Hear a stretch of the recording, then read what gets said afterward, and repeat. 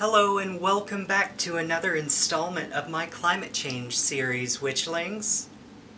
In the last video we discussed key signatures within the strata that suggest we are within the Anthropocene Epoch. Today we'll be honing our focus further on why lead-216 appeared on our list for future use. Have you ever actually wondered why our gasoline pumps say they're unleaded? Now, one might suspect, through reasonably sound logic and reasoning, that maybe lead was in gasoline or fossil fuels in the first place, and perhaps we had to extract it out so that the environment wasn't harmed. After all, it is a neurotoxin. However, lead doesn't naturally occur within our gasoline except in trace amounts. There was actually a time when we used this as a way to prevent what is known as engine knocking, and this was very similar to the way in which the Romans built their plumbing system, their aqueducts. As a material, lead is quite interesting. Its density allows it to be an effective radiation shield. Its malleability and relative abundance gives it appeal as a building material. But at the same time, it's extremely toxic if it gets inside of the body. Listen, there's pretty much no safe amount of lead. Contrary to what some people right now would have you believe, there is no safe amount. So there's a little bit of leeway, but if you wanted to... Sorry, I had to compose myself. But if you wanted to, you would be able to set back an entire generation of people from being able to succeed anywhere in life. You see, our body has a hard time distinguishing between single columns on the periodic table. Lead just so happens to replace calcium and silicon within the body, and this can be disastrous for growing children and even adults, because our bones are constantly breaking down and regrowing. It can inhibit oxygen transport, and it can alter nervous transmissions to the brain. It can lead to major impairment or future problems. Researchers have also found that there is a strong correlation between the rise in lead in our atmosphere and the rise in crime around the world. But if lead never naturally occurred in our gasoline, then what put it there in the first place? That traces back to 1921 to one tragic scientist by the name of Thomas Midgley, Jr. If you don't already know Mr. Midgley, I highly recommend looking him up, but I'll probably do a video on him in the future sometime. The first in his series of unfortunate events is with tetraethyl lead. His task was to find a way to prevent engine knocking, as we mentioned before. Engine knocking occurs when there's an improper ratio of fuel and air within the internal cylinder of a combustion engine. It was a huge success. Profits could be great because it could be patented, and it was cheap to manufacture.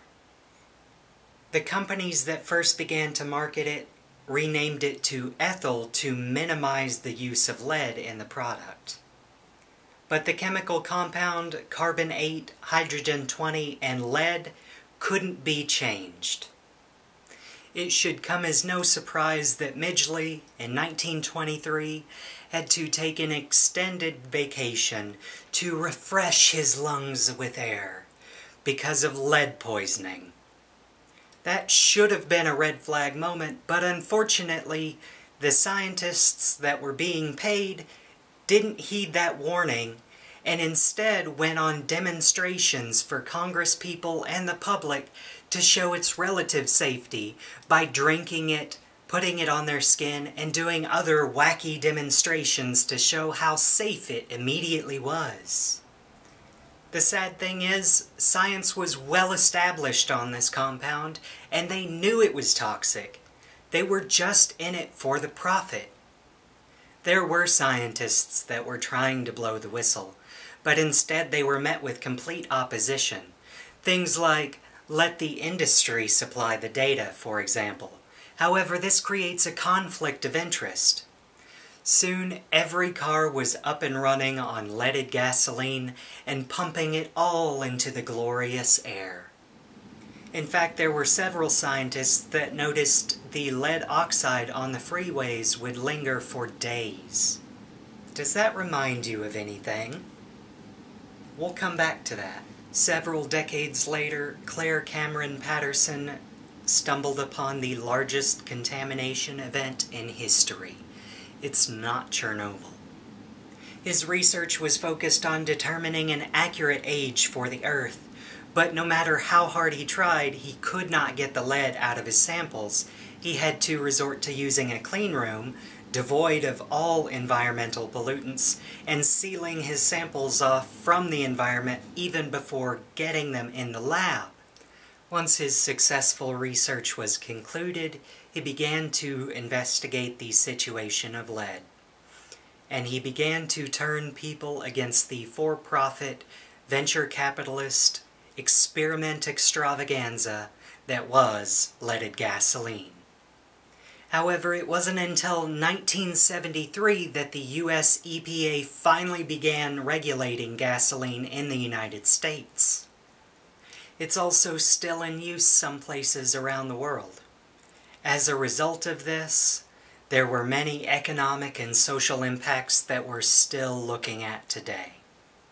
In the past, industry executives and industry scientists told us that lead is safe. This was not the case. Now we're being told carbon is safe. This still is not the case. We've researched both, we know their effects, we'll discuss those in future videos. I'd like to place a little more emphasis on the fact that this was a result of corporate malfeasance and resulted in extreme harm to all humankind and the globe itself. Again, it's part of the reason why we believe we're in a new epoch. There wasn't a single life on this planet that wasn't touched by this event. Just like there isn't a single life on this planet that isn't touched by climate change. So it should give one pause to consider whether or not we might still be harming our environment and ourselves for the sake of profit alone. In our next video, we'll discuss a little bit about why plutonium-239 appeared on our list, in addition to a little bit about the anatomy, so to speak, of greenhouse gases. So tune in next time as the plot thickens. Thank you for watching, Witchling, and I hope to see you again. If you'd like to help me exist on this planet, you can help me out by checking out my Patreon, where you can find neat tie-dye things like this shirt, made by me and my family. I appreciate you for joining me, and stay safe, because you are incredible. Bye!